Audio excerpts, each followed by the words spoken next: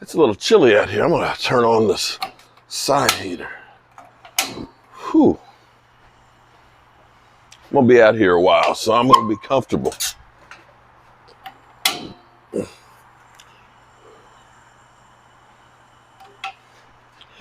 Whew.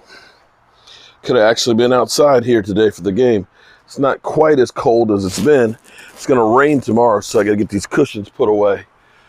Oh boy. Well, hello, good people. Mark Holmes here, and as always, I want to say thank you all for watching, commenting, subscribing, and being part of the Joe Boo Sports Report, as well as cooking and tailgating with Joe Boo and Joe Boo's damn day job. If I could get this damn, it's been a long day. I was cooking late last night, and I was up 6:30 this morning, cooking this morning and getting stuff together. I'm going to tell you about a new invention. You've heard about John Madden. Thoughts and prayers, of course, to John Madden. He is truly missed. He was a pioneer. We had the turducken. Now we got the leftover sub. I'm not going to take any credit. I'm not going to take any credit. All I know is when we did not have the big sub, against Green Bay, we lost and we should have won that game. We should have won that game, okay? We had, first time on Thanksgiving, we had the big sub. And if you didn't watch my live stream, what we did was I took some ham, I took turkey, I took sweet potatoes, I took cranberry sauce, I put gravy on there. What else did we put on there? Stuffing on there, right? And we put it on the big sub. And I'm going to tell you, this is great. And I'm going to tell you why this is great. Because you know what happens when, you finish the Thanksgiving dinner, you got all the containers of the food, you put all it away, and you want to fix another plate later. Well, shit. You got to go in, you got to pull out the mashed potatoes, you got to get the turkey and cut a couple of slices, you got to get some ham. You're doing work. Dude, now it was only me and my niece and nephew, so only about a foot of the sub got eaten, right? But listen, I can go in the fridge tomorrow morning, I can cut me a slice of that sandwich, I got my sweet potatoes, I got my ham, I got my turkey, I got my stuffing, I got my cranberry sauce, I got a little gravy that's on there. I can put that in the microwave, warm it up, and get a little extra gravy and pour on it, and I got me a whole plate, just like that. It's easy, and I'm telling you, that shit was good. Oh my God. In fact, when I get finished here, I think I'm gonna go back and get me another slice of that. Oh my God. You just don't know. You just don't know. It was good. All right, so Jerry Jones, okay, here's what we know with the Odell situation. We heard before the game that the Cowboys were gonna be meeting with Odell December 5th, right? The Giants are still in the mix. They're supposed to be trying to meet with Odell maybe next week and look at him. Jerry Jones said that he's not sure if Odell will be able to play this year. Let me clarify and say that one more time. That Odell may not be ready to play this year, which is one of the reasons why they're putting the meeting off until December 5th. He talked to him today. He's working to get in shape, but, we saw, from our own experience where Michael Gallup was, who had his surgery before Odell Beckham. Michael Gallup is just really getting into space right now where he belongs. But they'll be talking December 5th to see, is it viable for this year? And that is big. Again, Jerry Jones didn't elaborate the whole conversation that he had with Odell, just the fact that he did have a conversation with Odell. So take that as you will. However, we had a game today. I want you to keep in mind something here right now. Keep in mind something right now, okay? The Dallas Cowboys won today. I don't care what else you have to say and listen to. The Cowboys have not done that in the last 5 years. They got to win. And again, I'm not taking credit for it because of the big sub. Coincidence. I enjoyed the big sub, and they happen to win when I have the big sub, so we'll leave it there. The Cowboys got a win on Thanksgiving. It did not look good the first half of the game. Shady McCoy, the hater that he is, he's trying to make a name for himself being a Forder Eagle person whose whole thing is, I hate Dak Prescott. We don't know if he's just supposed to be the village idiot for Fox News, Fox Sports 1 or not, but that's his role he's playing. Now, Dak did have 2 interceptions today, okay? One of which I'm going to say, and he's just making excuses for him. Well, guess what? You know what? People have bad plays. Josh Allen has bad plays. Josh Allen had to go down the wire against the Detroit Lions. Josh Allen has lost to Miami and lost to the Jets. But ain't nobody say anything about him. Ain't nobody say anything about him. I just keep hearing people, Dak's got a noodle arm. Dak sucked. Give it that, whatever. You know what? I can't help you. I can't help you. Don't. In fact, if you hate Dak that much and all that, and you think I'm just an idiot, why do you listen? Okay?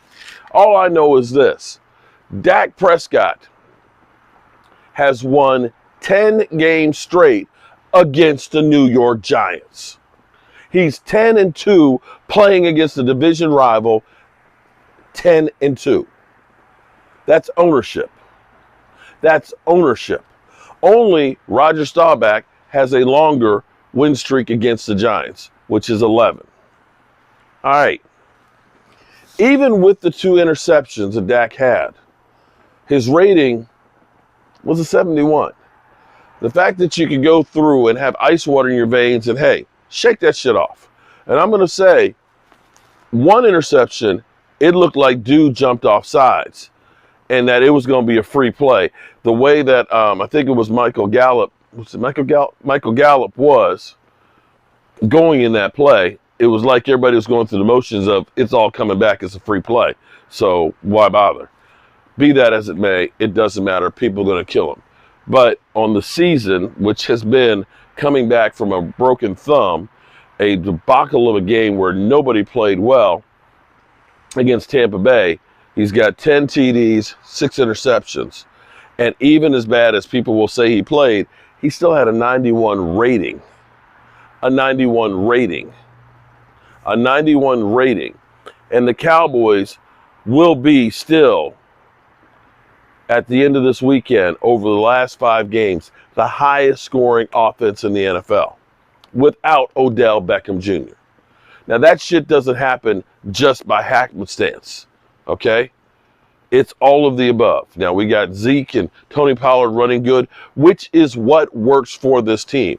This whole thing of people saying that, you know, the quarterback carries the team. Well, I'm sorry. Roger Staubach had Tony Dorsett, as well as other great running backs. He had a great defense. Roger Staubach didn't have to carry the team. He had games where he had to go ahead and be the guy with the Hail Mary and things when all things were lost. But this whole notion that a quarterback can just throw a team on his back of nobodies and win. Take a look at Aaron Rodgers right now. Take a look at, Russell Wilson. Take a look at a lot of these quarterbacks that are out there. I'm still trying to find one who can be just a team of one guy that can put a whole team on his back with nobody's out there and win. And mind you, everybody said before Amari Cooper came, Amari Cooper made Dak Prescott. Well, Cowboys right now without Amari Cooper are looking like they're going to be going to the playoffs. I can't say the same about the Cleveland Browns with Amari Cooper. I just can't.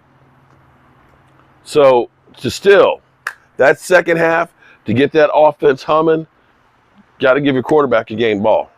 Got to give him one. The offense, we've had the talking heads that say, just bench Zeke Elliott. He's done, man. Tony Pollard needs to be the featured back. Well, here's the thing that's interesting was today, and I'm okay with this. I don't care who carries the ball. I don't care if it's Zeke. I don't care if it's Tony Pollard. I don't care if it's a damn ball boy. But if we can get over 100 yards running the football, I don't care who it is. Today, it was Zeke Elliott. Zeke was the guy today. Had 92 yards on, I believe, 13 or 14 carries, averaged like 5.9 yards a carry wearing a bulky-ass knee brace. He was the featured back today. Tony Pollard wasn't. Tony Pollard, after that big game, he was probably still wore out from that game.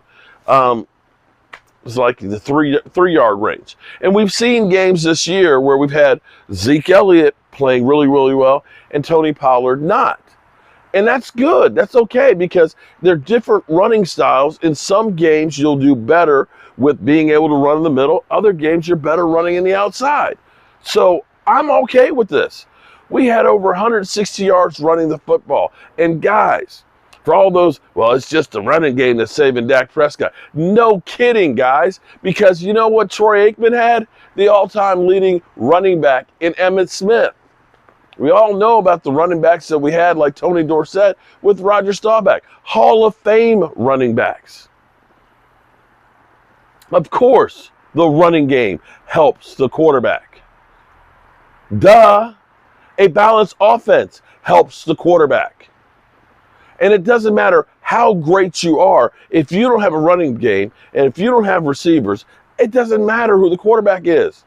You're not winning the Super Bowl. And any of you idiots out there that think you are, you're nuts. So, Zeke Elliott, second game back, beasting for 92 yards on less than 15 carries. Zeke got to get the damn ball. He got to get the damn ball. In the first half where first drive, it looked like it was going to be a big play, and CD couldn't bring it in. All of a sudden, it seemed like things were kind of slow for the Cowboys, but you saw Michael Gallup. Boom. Michael Gallup was snatching passes. He was jumping up in the air and high pointing the ball and pulling it in and fighting for the balls. He didn't have a lot of catches. I think he only had 5. But the first half, he was the guy along with Zeke Elliott running the football. And you started saying, okay, we're getting better at the wide receiver position. Michael Gallup getting back and having more than 30-some yards, having like 56 or 58 yards. He gets a game ball. This game, we had a little bit more problems on the offensive line. I'm going to tell you, Biadasz got away with a bad hold that was in there on one of the big plays. Just saying. But we had enough penalties to make up for it. And Tyler Smith started getting abused by Thibodeau a lot this game. This was not Tyler Smith's best game, and this is a reason to be happy about seeing Tyron Smith in the locker room with no shirt on, not an ounce of fat, really, just looking like he's ready to play. That guy will be able to come back and that we'll be able to move Tyler Smith to guard. Because, you know, it's a long season right now. We are already 11 games in. And, you know, you're talking about a guy that might be hitting the rookie wall a little bit, playing against one of the really better young defensive ends, a lot of speed and stuff on there. He was having a hard way to go. So that is going to be a great thing. Still, sometimes we'll get a great series of play calling and you'll say, Kellen Moore, man, you really know what you're doing. And you can look at this thing, I don't understand, because we keep having good things that are happening with the 12 and the 13 personnel, with running the football.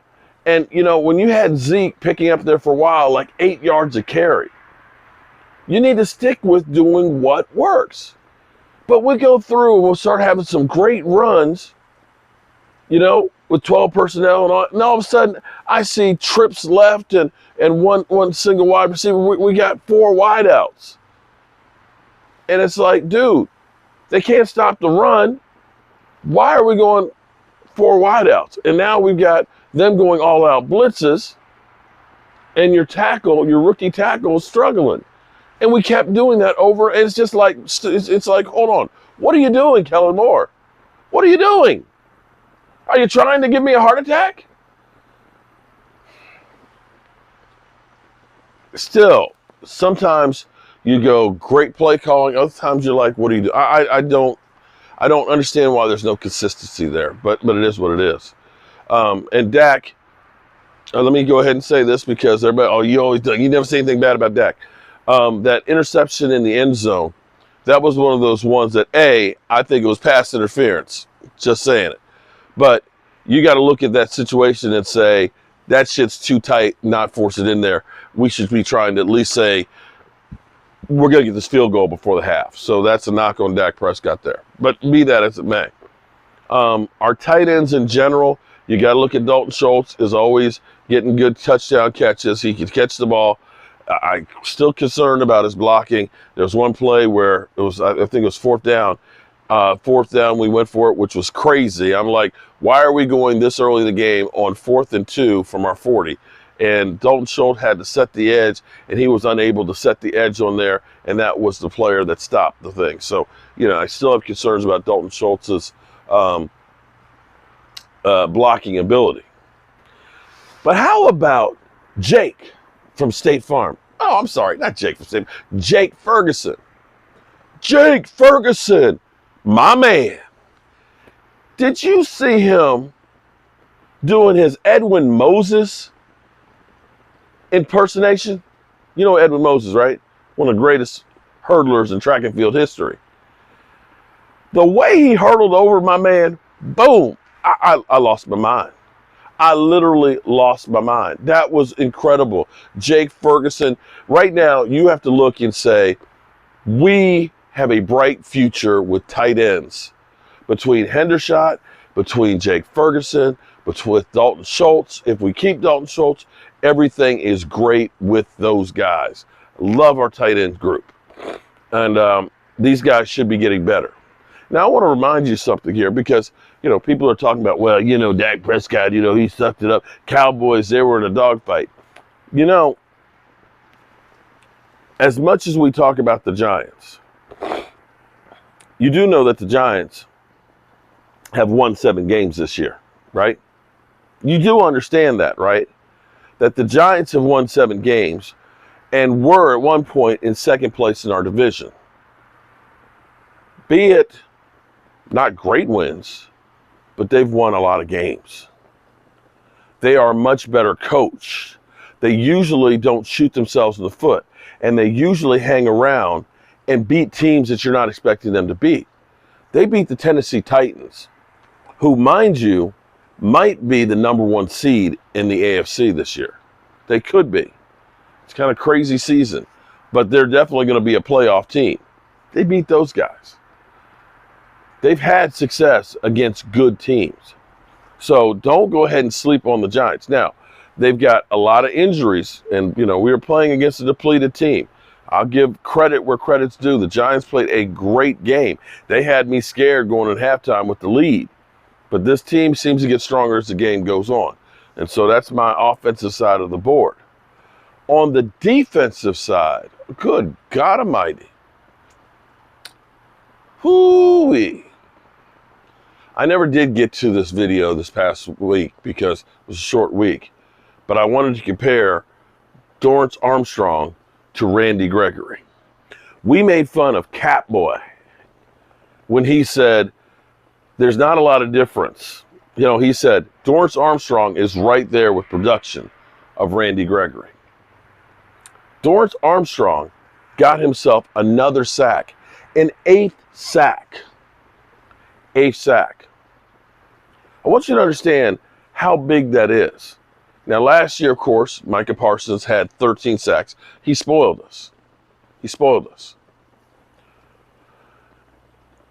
The year before Micah got here, D-Law was our leading sacker at 6.5. Last year, our second best one was Randy Gregory at 6 sacks. And with the exception of Micah Parsons, you got to go back to 2019 when we had Robert Quinn here, who got 11 sacks, 11.5, to get that many sacks. That's the second best since Robert Quinn, other than Micah Parsons. And this is a guy you don't even think about. This is a guy who, as opposed to the $75 million that they paid Randy Gregory to be in Denver, who right now is not playing because he's injured, has got more sacks in any year than Randy Gregory has. Randy Gregory's best season is 6 last year.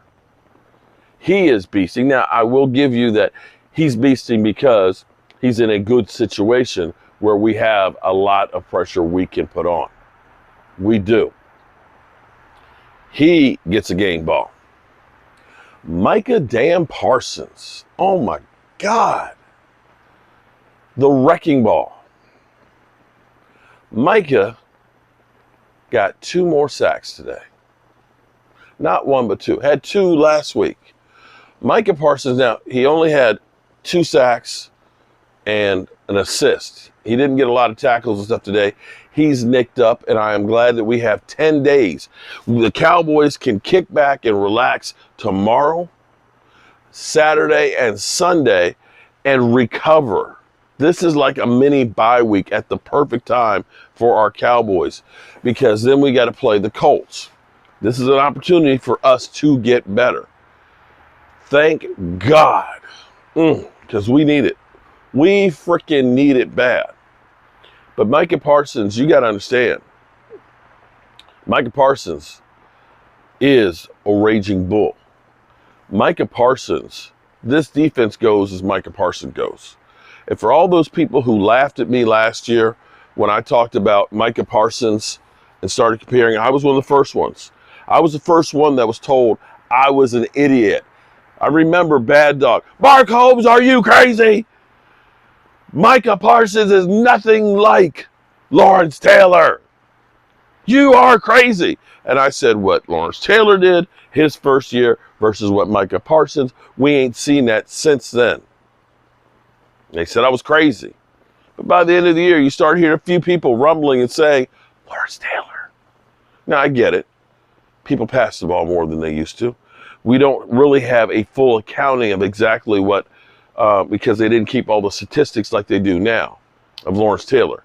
But what I can tell you is I saw Lawrence Taylor play.